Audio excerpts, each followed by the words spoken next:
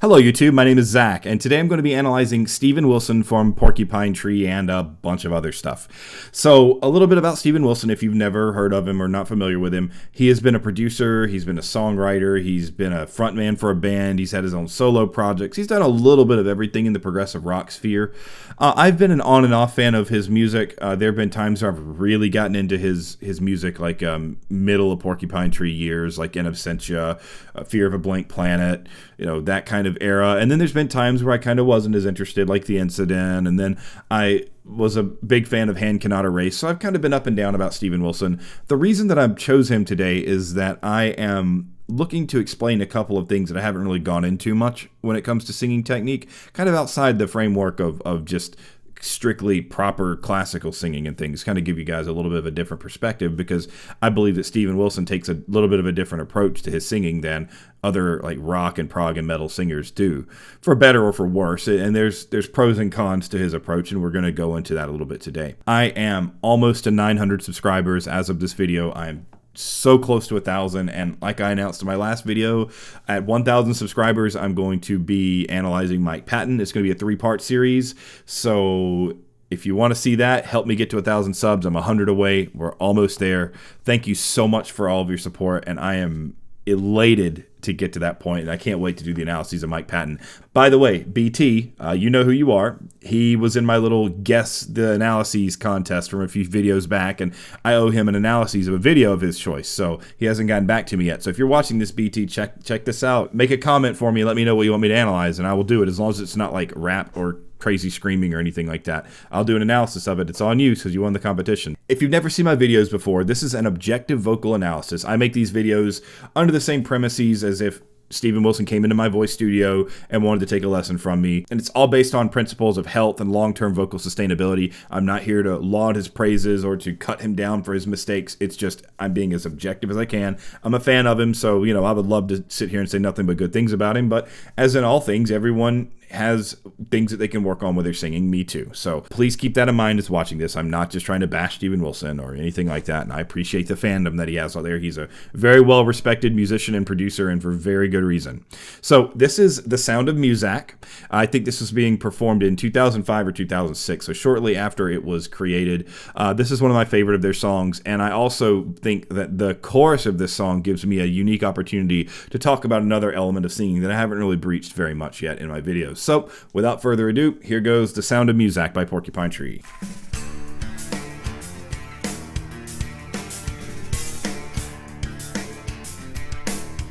How about that Gavin Harrison groove? Love that drummer, he's so good. Anyway, that's not to do with vocals, but anyway, let's keep going. Hear sound of music drifting in the aisles, elevated Muzak stretching on for miles. So, already in that first phrase, you can see that the ranges of the pitches are not that great. I mean, it's all within like, I don't know, 6 scale tones. Like, it's not a wide range of notes. And that kind of is a staple of Steven Wilson singing. He never really goes way up or way down in the range. Another element to point out here about the singing is that at the end of the phrase, elevator Muzak stretching on for miles, instead of really holding the note out and singing it, miles, like that, he just kind of goes miles. He kind of almost speaks it out. That is an example of what we call speak singing. It's a very common thing in things like Broadway, musical theater. Usually the idea is to convey words more than notes. And Steven Wilson's vocal approach is not the most overly technical thing in the world. He kind of just creates the sounds that his voice naturally creates, which is totally fine. And I think it's a testament as to why his voice has been as consistent as it has been since the early 2000s up until now, even before that.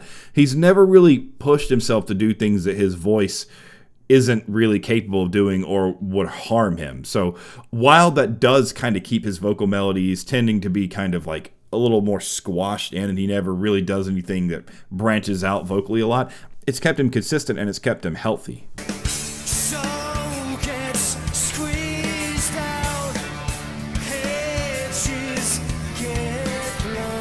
You don't really see a whole lot of facial tension. I think there may have been just a tiny bit, like in the middle of his forehead for maybe a couple of words, but he really doesn't have a lot of facial tension, even when he sings a little bit more aggressively. In terms of his singing sound, when he sings, like what I guess you'd call that aggressively for Steven Wilson, he uses a little too much air, and we're talking about a concept called breath-to-voice ratio.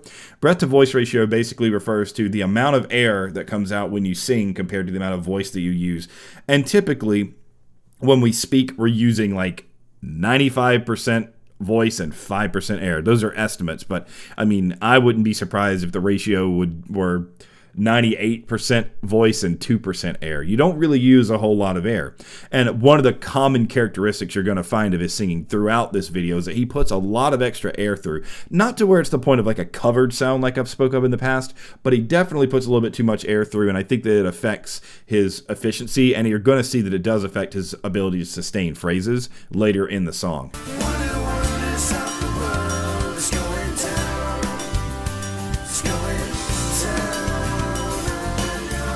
Okay, so here I get to talk about something that I haven't really gotten to discuss in this channel at all, vocal harmonies.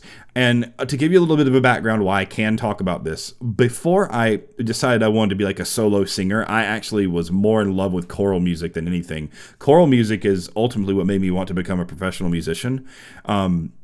I went to our all-state choirs when I was in high school, and it just sort of changed everything for me. And so for a long, long time, before I really got into just singing solo and focusing on my solo singing, I wanted to be a choir director, a conductor. And I kind of still have this pipe dream in the back of my head that I'd like to conduct choirs. I did some in college. We had a group called our chamber ensemble, and it was like 10 people that were kind of handpicked from the school choir. We kind of did like really complex pieces of music. And there were several times where I led rehearsals, and I actually conducted one of our concerts once.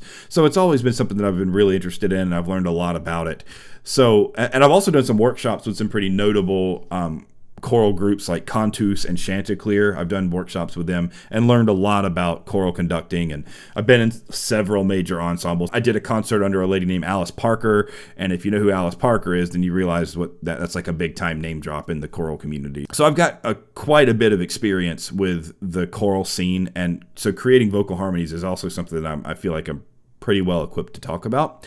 One thing that I want to point out here is when you listen to Steven Wilson sing with the harmonies, let me go back and demonstrate this again, but I want you to pay attention to how his voice doesn't really seem to fit in with the ensemble. Let me go back and play it again. You can hear what I'm talking about.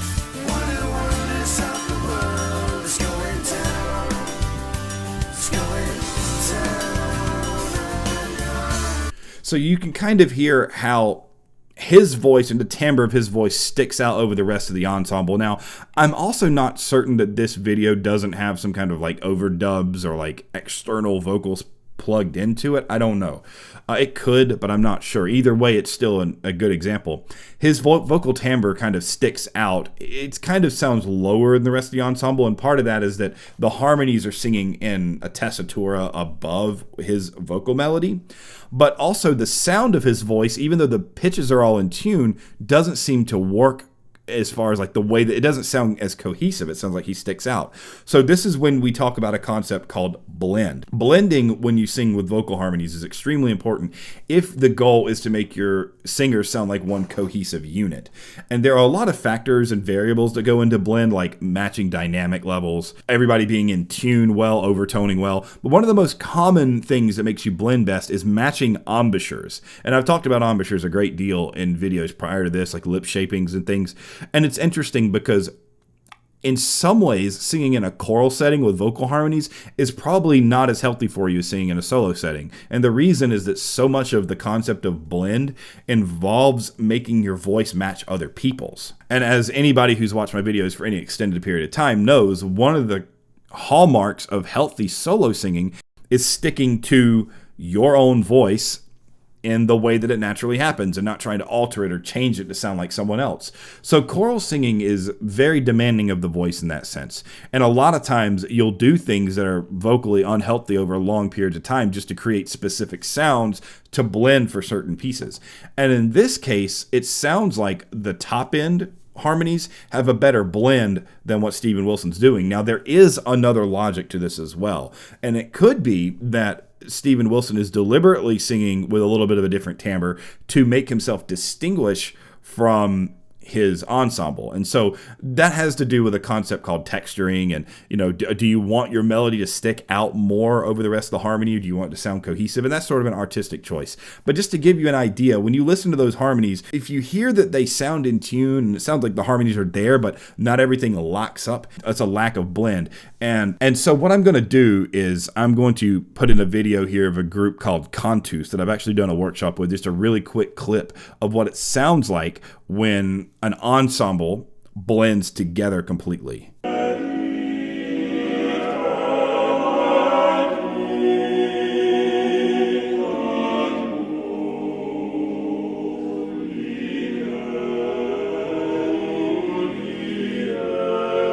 So if you listen to that, you notice that at the contour of the singing line, at the top point of the singing line, you found that there was this really rich kind of convergence of sounds. It almost sounded like one voice that branched off into a million different places.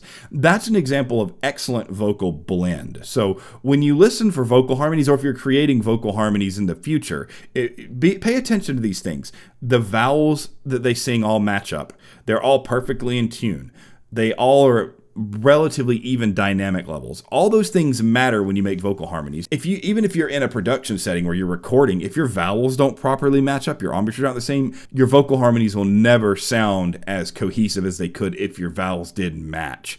Another thing is that it's easier to blend with yourself, seems obvious, than it is with other people. So, if you're a solo artist and you want to do your own vocal harmonies and just overdub your own things, it's probably going to be an easier time than you trying to blend with other people who don't share your voice type, who don't sing the way that you do. So there's a few things to keep in mind. I know a lot of you didn't watch this to learn about vocal harmonies, but that is something I'm very passionate about and I love a lot. So I figured I'd just throw a little bit in there. And if you guys have any questions about harmonization, please feel free to ask me, because it's something I really, really love a lot.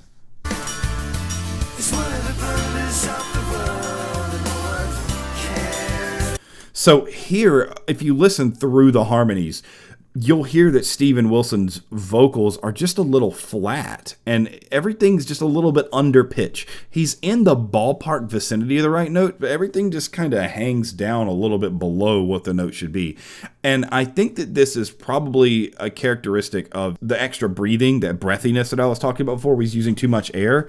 It's really hard to get support from underneath when you're pushing air out all the time. It's very difficult to do.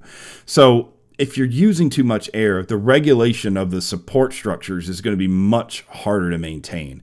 And the pitches that you sing are probably going to sag a little bit. They're going to go a little bit flat. But that brings up another point. I kind of find it to be a close similarity between Maynard James Keenan and Steven Wilson. I don't think that they have the same approach to singing whatsoever. They have different timbres. I don't think that they're similar voice types at all. And I think that they approach making music differently, but I think that their approach to vocalization is similar in that they both are extremely vocally honest. I don't think either of them are necessarily worried about having fantastic technique. I think what's more important to them is artistry and just creating what is close to them, close to their hearts as musicians. And so vocal technique is it's somewhat irrelevant when it comes to analyzing singers who take that kind of approach to making music and to singing. There are still things that you can look at, like, are they doing healthy things? Are they doing unhealthy things? But you're never going to listen to Steven Wilson for perfect vocal technique. But I do applaud him for being as honest of a musician as he is. He doesn't try to push his voice outside of the ranges that it doesn't want to go. He kind of sticks to what works. And without really meaning to over the course of his career, I think that he's actually maintained himself better than most singers do just because he stuck to being himself as a musician. I found that one of the hardest things that my students that I've worked with in the past have had to grasp is that we can't all be Jeff Tate. We can't all be Mike Patton. Not everyone is built with the ability to take an unending amount of vocal abuse. Not everyone is built with a vocal range of 5 octaves. But on the flip side, it doesn't mean that you're limited as a musician as a result of it. Things like range and having really powerful head voices and things like that, they don't matter in the long run as long as you're being an honest and true musician to yourself. And so Steven Wilson is sort of the embodiment of that. You're never going to hear him do anything too vocally crazy, but he's always going to be consistent. I honestly believe that if more singers in the world accepted that and took that on for themselves and didn't try to push their ranges and try to be someone that they aren't, they'd have better careers, they'd have healthier careers, audiences would like their music more. So my advice to you as a singer, if you're a songwriter type, is don't try to be someone you're not. I probably sound like a broken record because I say that all the time, but take Steven Wilson as a perfect example. He's not a technically sound singer by any stretch. Like if you tried to put him in front of a jury in college, he'd fail. I mean, he'd literally just make an F and they'd send him off the stage and that would be it. But that doesn't mean that you can't be a musician, and that doesn't mean that you can't be an artist. So you have to consider what your goals are and what his goals are. And he's been incredibly successful despite his own vocal limitations. I'm sure that in an interview, he would never tell anybody, oh, I'm the greatest singer on the planet, because that's not his goal. His goal is to be an artist. So unless your goals are to be an extremely technically profound, proficient singer, just stick to your voice. Accept your voice for what you're capable of doing and for what it is, and be happy with it like that. And I think that you'll be a lot more satisfied as a musician as a result in the long run, and you won't have to deal with vocal injuries and vocal damage as much because you just let your voice do what it does, make sound. Now the sound of music comes in silver pills, engineered to suit you, building cheaper thrills. So at the beginning of the phrase, he kind of did this slide up, engineered, he kind of went like that. That's called a glissando, and so sliding up to pitches tends to help you coordinate your voice in higher ranges or lower ranges or wherever you're trying to move it. So I do that a lot when I'm doing vocal exercises. Now, if I'm going to go sing an aria or something, I'm not going to do a lot of glissando, because to the communities that listen to or watch that kind of performance, sliding around using glissandos is considered sort of unrefined and sloppy and not appropriate for the genre or the era. But in modern music, it doesn't matter. Glissando is like all over the place. I mean, people do it everywhere. So if you're trying to sing popular music, if you're trying to sing rock music, if you're trying to sing metal, whatever, doing some scooping and some sliding is okay. It might actually help you coordinate your voice better. And like I said, I even used it in my vocalizations and in my warm-ups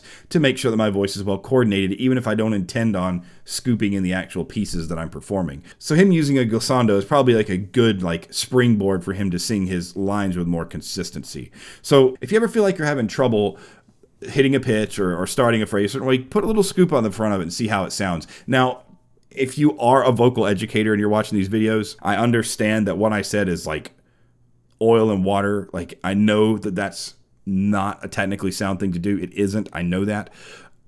I'm telling people this because most of the audience, most of you out there watching this, are rock singers, pop singers. And within that idiom, scooping is fine. When you're talking about academic settings, when you're talking about classical settings, things like that, it's not okay. Think about what your audience is going to be. Think about what kind of music you're singing. And if a glissando helps you hit your pitches a little bit better, then doing a couple is fine. Just don't go off singing sounding like you're drunk. Oh, don't do that kind of thing, and you should be fine. So gets squeezed out, edges get blunt. So there, it was a little hard to hear, but if you listen to where he said, edges get blunt, when he did that, you listen to the beginning of the word edges. He went hedges, almost like he was saying the word hedges and not the word edges. That was a very aspirate onset. So we've talked about the glottal onset before, and so I've mentioned the aspirate onset before. The aspirate onset is not necessarily destructive, but what it does do is pushes out far too much air. As I've talked about earlier in this video, he has a propensity to use too much air. The aspirate onset, where you push that sound out, uses up way too much air.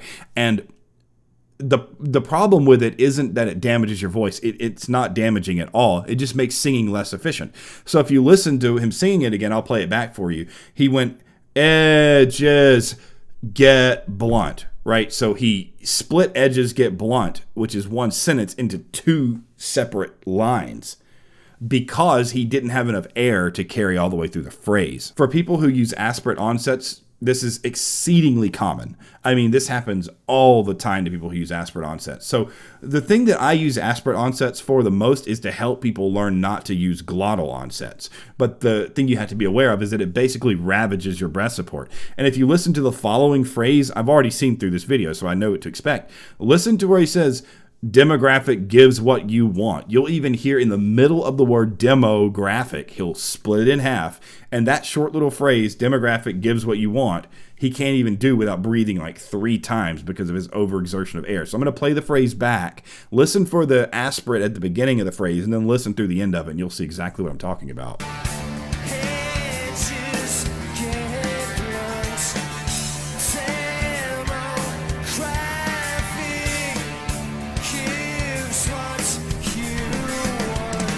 Yeah, and you could even hear when he said demographic, he went like demo. He did a s at the beginning of the D sound. That just pushes more air out. Put your hand in front of your face and hiss.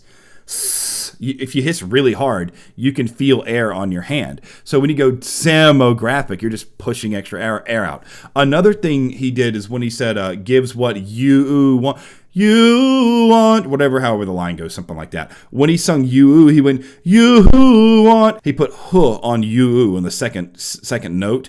And so what that did is that who pushed more air out as well. So the biggest technical flaw that I can summate from all of this with Steven Wilson is that he uses so much extraneous air that it affects his ability to maintain phrases. This is why when we talk about breath to voice ratio, you want to make sure that you're keeping air back. You want to hold air back as much as you can, use as little as possible, so that you can make it all the way through phrases and you don't have to take a big heaping breath of air every time you make 2 syllables. Like, it shouldn't have to be that way. So the biggest thing he has technically going against him is his breathing, his breath support. So this is a good example of someone who doesn't have good breath support, for any of you who've ever been curious.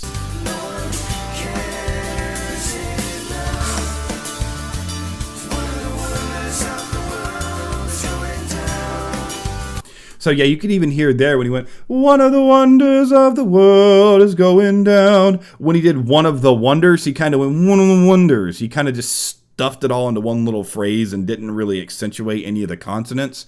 And again, that's one of those things that in a pop setting doesn't really matter that much, in a rock setting doesn't really matter that much. But when you're singing for an audience that really cares about the words, you definitely want to make sure that you enunciate more. One of the wonders. You could, just simply make all of your consonants a little bit more projected, a little bit more clear, and you won't have that problem. In terms of the singing sound, sometimes blending your words together like that helps your legato a little bit, but I don't necessarily think that this is a situation where he's trying for a super legato sound, so it's not relevant. Generally speaking, and from the approach that I've always learned, the text comes first. If people can't understand what you're singing, then what's the point of singing in the first place? Now, there are singers that use a lot of oohs and ahs and things, and they don't care about the words. They're just trying to create a musical idea, and if that's the case, that's wonderful. That's all well and good, and you don't need words to do that. But if you're using words as one of the primary methods of communication, or text as a way to communicate through singing, you want to make sure that your words and your diction is very clear and that you enunciate your consonants. So in that case, I wouldn't sit there and for him to do like choir schoolboy, one of the wonders. I wouldn't tell him to do that. But it certainly wouldn't hurt for him to just make it a little more pronounced. One of the wonders. Just like that would help more than anything. It doesn't even have to be anything crazy. Just a little bit more enunciation.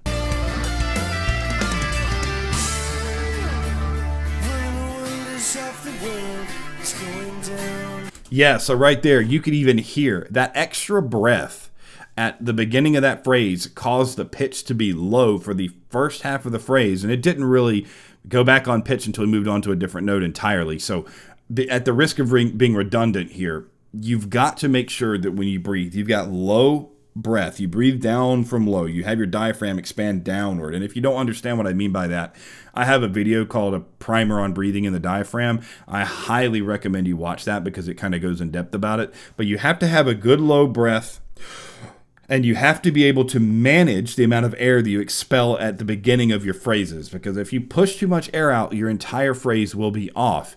And I mean, this isn't impassably flat. It's not like it makes him unlistenable, but it certainly shows a lack of technique. And I guess without going on too much of a rant, I wish that singers were held to the same standard as guitarists were. I mean, if the guitarist here's G string were flat, you'd be able to hear it everything you played, and people would not accept that. Like, guitarist playing out of tune is unacceptable, right?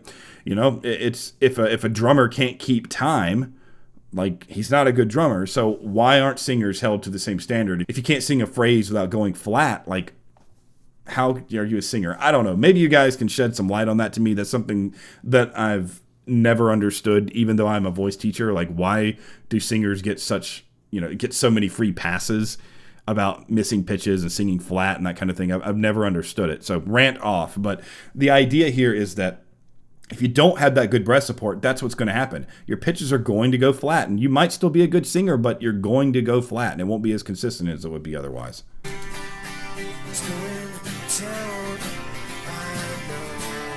So there on I Know, he actually did he pushed too much air out in an aspirate way, so it almost covered the sound, and then he did a glottal on the word I. He went like that. So that was a glottal onset along with a covered sound. That's definitely like kind of breaching into the territory of bad for your health kind of thing.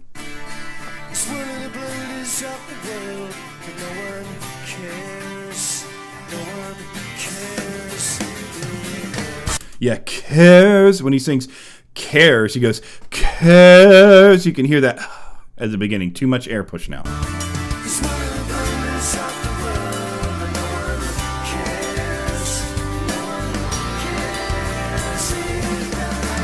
So throughout all of this, I'm being a broken record because the biggest things that I'm finding is Steven Wilson's technique is that he just uses too much air a lot of the time.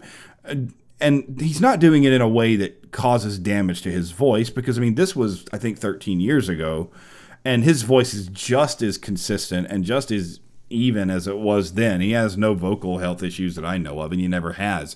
So it's not that what he's doing is vocally destructive. Most of my critiques are coming from more of an efficiency perspective. He's not a very efficient singer. And so, like, I love Steven Wilson. I know I've been giving him a lot of critique in this video. It's been particularly harsh, but I love him. He's one of my favorite artists, and he's produced some of my favorite music from some of my favorite bands. Like, I love the guy, and I will always deeply and greatly respect his music and the impact that it's had on my life. So I don't want to seem for a second like I'm just like bashing the guy. He just has one technical flaw that's so glaring that I notice it every time he sings. And so it's not something that's going to prevent him from being a professional singer, as we've all seen. And in a non-classical setting, the audiences and the fans typically are a lot more forgiving of that kind of thing. Not everyone is like me when it comes to analyzing vocals, and I get that. So I have to look at it, like I said earlier, like Maynard James Keenan. His goal isn't to be a technically proficient singer. His goal is to be an artistically honest singer. And so that in and of itself goes a long way toward me just saying, yeah, he's got bad breath support, but I still love his music. I mean, I've heard this song a million times, and every time I listen to that drum groove and every time I listen to the harmonies and the chord progression and all of it, I just get drawn into it. I love the song. And so I could give it a pass in that sense. I would never teach my students, however, to sing the way that he's singing because of how inefficient it is. Breath support is just so vitally important to singing. And when you sing with poor breath support, it causes all sorts of issues that you could avoid just by having a little bit better of a support structure in your breathing. So I hope that at least gives you some insight as to how breathing can really affect the sound a lot, because it's such a core component. Singing is predominantly just air and vibration. And if the air section of it is having issues, then the vibration is going to have issues as well. They're just so closely linked together that that's just sort of how it works, and that's how the mechanism functions. Like I said a while ago, if you want some further insight as to how the whole breathing thing works, check out my primer on breathing in the diaphragm video. Anyway, that's it. I hope that you guys enjoyed it, and I hope you learned something. And if you have any questions about the harmonization elements, the vocal harmonies, the blending, that kind of thing, just let me know in the comments. I'd be happy to help you out or answer your questions. Also, as I said at the beginning, I'm so close to 1,000 subscribers, so please subscribe. Tell your friends. I am so pumped to hit 1,000. That's right there. Like, we're so close. I'm enamored and I'm blown away by the fact that I'm even able to say that. Like 6 months ago, I would have never even thought that the idea of having 100 YouTube subscribers was something. So it's really cool. So I hope that we can get there soon. And thank you so much for supporting me. I do have a Patreon, and thank you to all of my Patreon supporters. You guys are awesome, and it's really motivating and inspiring. Thank you to all my voice students who trust me. I'm loving working with each and every one of you. You all know who you are. I do give voice lessons. The info is going to be down in the comments in the description. My link to my Discord server is going to be in the comments in the description as well. Please feel free to join because we've had some great discussions, and you guys, it's really easy for you to talk to me that way where you can get in direct contact and ask me questions specifically about singing. Check it out. I'd love to have you there. I'd love to get to know you. Also, BT, again, if you're out there, let me know what you want me to analyze, bro. I need to do it before I hit 1,000 because that's going to be 3 videos worth of stuff on Mike Patton. So if you don't tell me soon, it's going to be a while. Anyway, that's it. I hope you guys all have a great day, and I hope you enjoyed the video. Take care. Thanks. Bye.